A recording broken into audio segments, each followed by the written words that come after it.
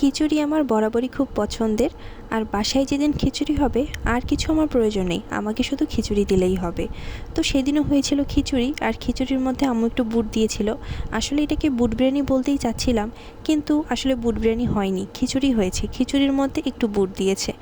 তো তারপরেও বেশ ভালো হয়েছিল, এবং সাথে আগের দিনের বেঁচে যাওয়া একটু মাংসও দিয়েছিল, তো বেশ ভালো হয়েছিল।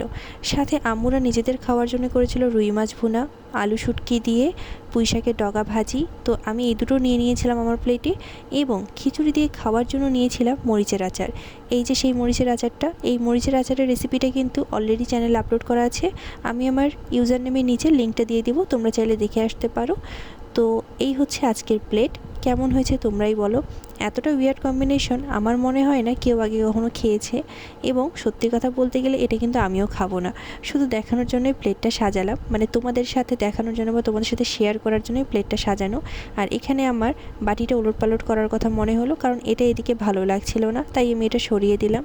আর আমি কি বোকা, যখন এটা করছিলাম একবারও মনে হয়নি যে একটু অন্য কিছু দিয়ে সাজাই। আম্মু বলাতে পরে গাছ থেকে টুক করে একটা পুদিনা পাতা ছিঁড়ে উপরে দিয়েছি। ওকে, বাই।